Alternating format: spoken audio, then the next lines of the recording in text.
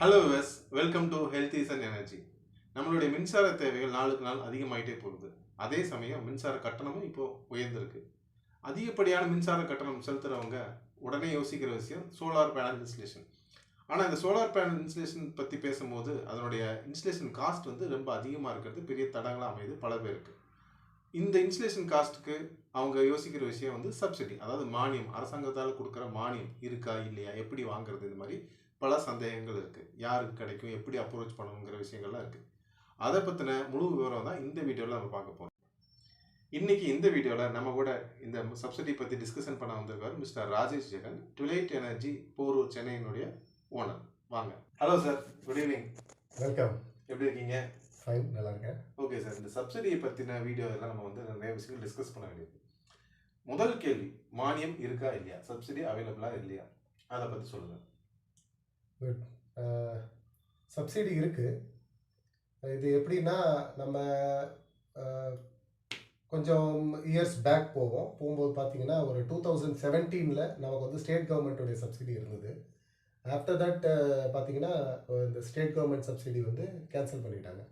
So அதுலேருந்து வந்து நமக்கு இந்த சப்சிடி ஸ்கீம் வந்து இது வரைக்கும் இல்லை. ஸோ இந்த வருஷம் 2022 ஜூன்லேருந்து நமக்கு வந்து இந்த சப்சிடி ஸ்கீம் வந்து திருப்பி லான்ச் ஆகிருக்கு. பட் என்னென்னா, இப்போ ஸ்டேட் கவர்மெண்ட் மூலயமா இந்த சப்சிடி வராமல் சென்ட்ரல் கவர்மெண்ட்லேருந்து இந்த சப்சிடியை அனௌன்ஸ் பண்ணியிருக்காங்க. ஸோ சென்ட்ரல் கவர்மெண்ட்லேருந்து கொடுக்குற சப்சிடி எப்படின்னா, இது வந்து த்ரூ நோடல் ஏஜென்சி மூலமாக, அதாவது ஒரு ஸ்டேட்டுக்கும் இருக்கக்கூடிய நோடல் ஏஜென்சி மூலமாக, அந்த எனர்ஜி டெவலப்மெண்ட் அத்தாரிட்டியோட நோடல் ஏஜென்சி மூலமாக, அதாவது சென்னை தமிழ்நாட்டில் வந்து டேஞ்சன்கோ மூலிமா. கரெக்ட். இது வந்து தமிழ்நாட்டில் டேஞ்சன்கோ, டெல்லியில் வந்து டிஸ்காமு, அப்புறம் கர்நாடகாவில், ஆந்திராவில், அங்கங்கே டிஃப்ரெண்ட் ஸ்டேட் நோடல் ஏஜென்சி மூலமாக இந்த சப்சிடி வந்து அனௌன்ஸ் பண்ணியிருக்காங்க. இந்த சப்சிடி இருக்குது. இந்த சப்சிடி அவைல் பண்ணுறதும் ரொம்ப ஈஸி ப்ராசஸ் தான். ஓகே சார், இந்த மானியத்தை ஏன் கொடுக்குறாங்க கவர்மெண்ட், எப்படி கொடுக்குறாங்க? இந்த மானியம் எதுக்காக கொடுக்கப்படுகிறது அப்படின்னா, ரினியூவபிள் எனர்ஜியை வந்து ஃபர்தராக வந்து நல்லா டெவலப் பண்ணணும். அண்டு ரினியூவபிள் எனர்ஜி மூலமாக வந்து நிறையா மக்களுக்கு வந்து எனர்ஜி சேவிங்ஸ் வந்து போகணும் அப்படின்ற மெயின் விஷயமும், ப்ளஸ் வி ஆல் நோ, நமக்கு நல்லா தெரியும், இப்போது நிலக்கரி தட்டுப்பாடு இருக்குது. அண்டு குளோபல் வார்மிங் அந்த ஒரு விஷயமும் வந்துட்டு நமக்கு வந்து ரொம்ப முக்கியமாக இருக்குது. ஸோ இந்த மாதிரியான விஷயங்களை வந்து கன்சிடர் பண்ணுறதுனாலையும், ப்ளஸ் மெயின் வந்து பார்த்தீங்கன்னா இதில் ரினியூவபிள் எனர்ஜி அப்படின்றது ஒரு பெரிய ஒரு விஷயம். அந்த ஒரு விஷயத்தை வந்து நம்ம வந்து கண்டிப்பாக எடுத்துகிட்டு போகணும் அப்படின்ற ஒரு நோக்கத்தில் தான் சென்ட்ரல் கவர்மெண்ட் வந்து இந்த விஷயத்தை வந்து ரொம்ப சீரியஸாக வந்து திங்க் பண்ணி இதை வந்து நமக்கு ஒரு சப்சிடி ஸ்கீம் மாதிரி அனௌன்ஸ் பண்ணி இதை வந்து ப்ரொமோட் பண்ணுறாங்க. அதாவது ரினியூவபிள் எனர்ஜியை வந்து ப்ரொமோட் பண்ணுறாங்க. மக்கள் வந்து இதை பற்றி நல்லா அவேர் ஆகணும், நிறையா இதை வந்து தெரிஞ்சுக்கணும், நிறையா வந்து இதில் இம்ப்ளிமெண்ட் பண்ணணும். அதனால் வந்து அதை ஒரு விஷயமா எடுத்து தான் வந்து இதை பண்ணிகிட்ருக்காங்க. அண்டு எல்லாத்துக்கும் அதாவது இது வந்து பண்ணும்போது எப்படின்னா, ஒரு ஸ்டேட்டுக்கும் ஒரு டார்கெட் ஃபிக்ஸ் பண்ணியிருக்காங்க. ஒரு மொத்தமாக வந்து இந்த வருஷத்துக்கு நம்ம வந்து ஒரு இவ்வளோ கிகாவாட் வந்து நம்ம வந்து ரினியூவபிள் எனர்ஜி வந்து இம்ப்ளிமெண்ட் பண்ணணும் அப்படின்றதும், ஸ்டேட் வைஸ் அதை வந்து பிரித்து ஒரு ஸ்டேட்டுக்கும் இவ்வளோ கிகாவாட் வந்து நம்ம கொடுக்கலாம் அப்படின்றத வந்து சென்ட்ரலில் டிசைட் பண்ணி அதுக்கு ஒரு தனி டீம் வந்து ஒர்க் பண்ணி அதை வந்து ஸ்டேட் வைஸ் வந்து பிரித்து கொடுத்துருக்காங்க. அந்த மாதிரி கொடுக்கும்போது நம்ம தமிழ்நாட்டுக்கும் வந்து ஒரு சில கிகாவாட்ஸ் வந்துட்டு கொடுத்துருக்காங்க. அந்த கிகாவாட்ஸை வந்து நம்ம மார்ச் 31 இம்ப்ளிமெண்ட் பண்ணி ஆகும். சரி சார், இந்த மானியம் யாருக்கு கிடைக்கும், யாரெல்லாம் எலிஜிபிள், யாருக்கு கிடைக்காது? ஓகே, இது வந்து உங்களுக்கு மேஜராக வந்து ரெசிடென்ஷியல் கஸ்டமர்ஸ்க்கு தான் இந்த மானியம் வந்து கொடுத்துருக்காங்க. ஸோ கமர்ஷியல் இண்டஸ்ட்ரிக்கு கிடையாது இல்லையா?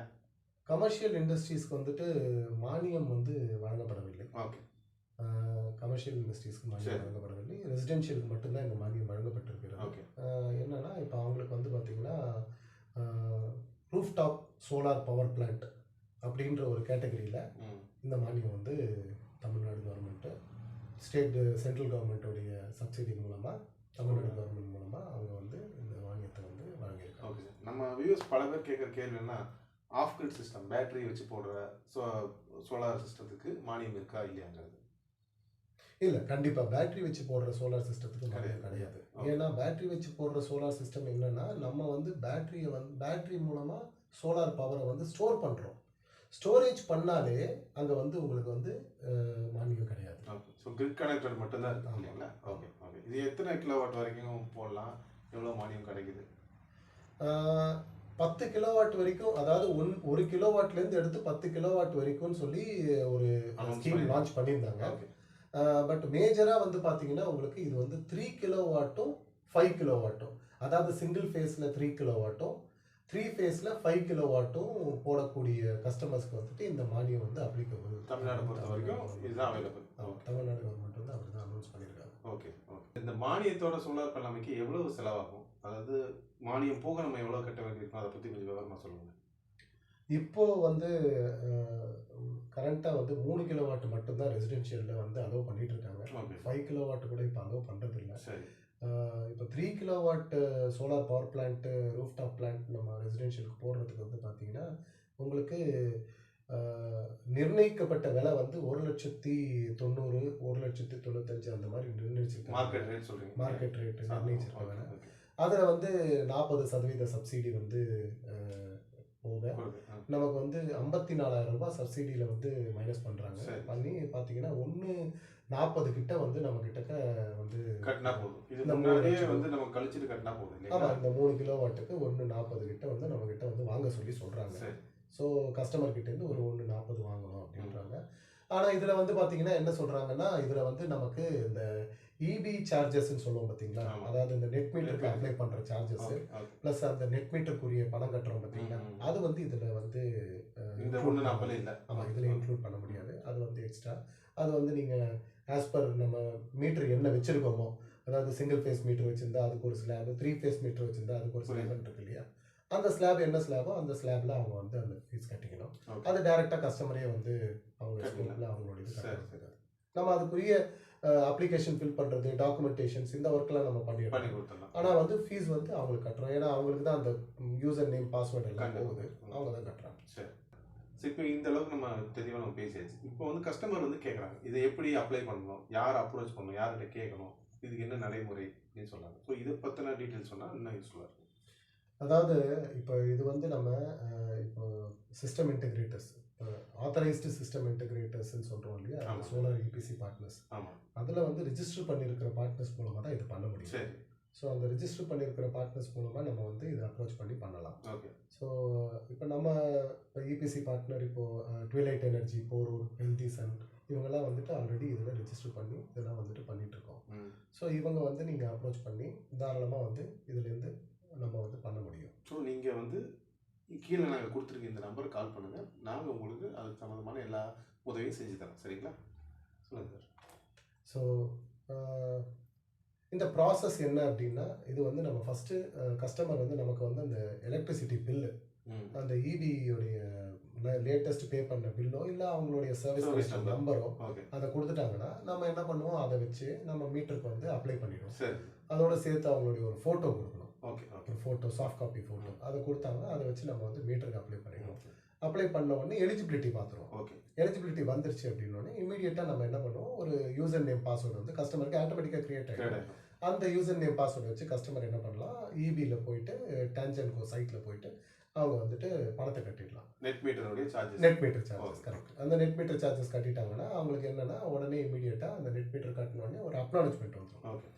அந்த அக்னாலஜ்மெண்ட்டை இமீடியட்டாக நமக்கு சப்மிட் பண்ண உடனே நம்ம என்ன பண்ணுவோம், நம்ம அந்த சப்சிடி ஸ்கீம் வெண்டர் மூலமாக, ரிஜிஸ்ட்ரேஷன் மூலமாக நம்ம வந்து அப்ளை பண்ணி அந்த ப்ராசஸை வந்து ஸ்டார்ட் பண்ணிடும். ஸ்டார்ட் பண்ணோடனே ஒரு 1 week to 10 days அந்த ப்ராசஸ் டைம்.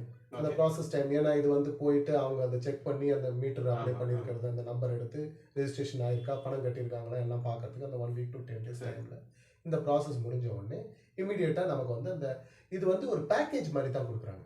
ஸோ இது ஒரு கிட்டு. இந்த கிட்டை வந்து நம்ம கொடுத்துருவாங்க.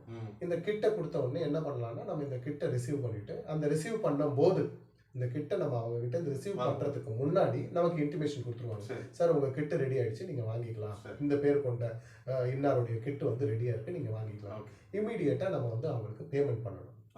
ஸோ அந்த கஸ்டமர் வந்து உங்களுக்கு நம்ம இன்ஸ்டேட்டருக்கு கரெக்ட். பே பண்ணணும். அந்த கஸ்டமர் வந்து அந்த சோலார் பவர் பிளான்ட்டோடைய டோட்டல் ப்ராஜெக்ட் காஸ்ட்டை ஒன் ஷாட்டாக பே பண்ணிடணும். ஸோ இது அட்வான்ஸ்லாம் எதுவும் இல்லை. எதுவுமே கிடையாது. Okay. One shot payment. Okay. One ஷாட்டாக அந்த பேமெண்ட்டை மானியம் போக உள்ள அமௌண்ட் இல்லைங்களா? ஆமாம். அந்த ஒன் ஷாட் அந்த பேமெண்ட் பண்ண உடனே இமீடியட்டாக என்ன பண்ணுவோம், அந்த பேமெண்ட்டை அவங்களுக்கு நம்ம டிமாண்ட் டிராஃப்ட் மூலமாக நம்ம அவங்களுக்கு டிமாண்ட் டிராஃப்ட் எடுத்து கொடுத்த உடனே நமக்கு வித்தின் 3 to 4 டேஸ்க்குள்ளே அந்த கிட்டு வந்து நமக்கு கொடுத்துருவாங்க. சரி. அந்த கிட்டை கொடுத்த உடனே நம்ம என்ன பண்ணுவோம், எடுத்துகிட்டு போய் அந்த கிட்டை வந்து கஸ்டமருக்கு இன்ஸ்டலேஷன் ப்ராசஸ் ஸ்டார்ட் பண்ணிடுவோம். மேக்ஸிமம் ஒரு 7 டேஸ், அதாவது நம்ம வந்து ஓகே அவங்க ப்ராசஸ் பண்ணுங்கன்னு சொன்னதுலேருந்து ஒரு 7 நாளுக்குள்ள நம்மளுடைய ப்ராசஸிங் ஒர்க்கு இன்ஸ்டலேஷனோட சேர்த்து 7 நாளில் கம்ப்ளீட் ஆகிடும். ஸோ இந்த ப்ராசஸ் கம்ப்ளீட் ஆகும்போதே பார்த்தீங்கன்னா உங்களுக்கு ஆல்மோஸ்ட் 2 வாரம் வந்து நெட் மீட்டர் அப்ளை பண்ணதுலேருந்து 2 வாரம் போயிட்டு, ஸோ அதுலேருந்து உங்களுக்கு இன்னொரு ஒரு 1 வீக் ஆர் 2 வீக்ஸில் உங்களுடைய நெட் மீட்டர் வந்துடும். ஓகே. ஸோ அதுதான் இந்த ப்ராசஸ். Okay sir. ஸோ இதில் எதுவும் அடிஷ்னல் காஸ்ட் எதுவும் இருக்கா, இல்லை இதில் இன்னும் இன்ஸ்டலேஷன் சார்ஜஸ்ஸு டேக்ஸ் எல்லாமே இன்க்ளூடாக தான் இல்லையா அந்த ப்ரைஸு? சரி, என்னன்னா இவங்க பேக்கேஜ் வந்து கொடுத்துட்றாங்க. அந்த பேக்கேஜில் வந்து நமக்கு ஒரு குறிப்பிட்ட லெவல் ஆஃப் ப்ராடக்ட்ஸ் வந்து கொடுத்துட்றாங்க. ஸோ அந்த ப்ராடக்ட்ஸ் மட்டும் நம்ம கஸ்டமருக்கு போதும் அப்படின்னா, போதிய அளவுக்கு இருக்குது அப்படின்னா வேற எதுவும் அடிஷ்னல் காஸ்ட் கிடையாது. சே ஃபார் எக்ஸாம்பிள் ஒரு கேபிள்னு எடுத்துக்கோங்க. கேபிள் வந்து இவங்க கொடுக்கறது ஒரு 20 மீட்டர் கொடுக்குறாங்க. ஆனால் இப்போ சப்போஸ் நம்ம சைட்டில் போய் பார்க்குறோம் 20 மீட்டரில் நம்மளால ரன் பண்ண முடியல, அதுக்கு மேலே தேவைப்படுது அப்படின்னா அந்த எக்ஸ்ட்ரா எவ்வளோ மீட்டர் ரன் பண்ணுறோமோ அந்த சார்ஜஸ் கஸ்டமர் நமக்கு டைரெக்டாக பே பண்ணணும். ஓகே, புரியுது. சரிங்களா? அந்த மாதிரி தான் எல்லாமே. எர்த்திங் எடுத்தீங்கன்னா ஒரு எர்த்திங் தருவாங்க. நமக்கு கஸ்டமருக்கு இன்னொரு எர்த்திங் தேவைப்பட்டதுன்னா இன்னொரு எர்த்திங் போட்டுக்கலாம். இல்லை தேவையில்லை நான் எக்ஸிஸ்டிங் எர்த்திங்லேயே கனெக்ட் பண்ணிக்கிறேன் அப்படின்னா அதில் கனெக்ட் பண்ணிக்கலாம்.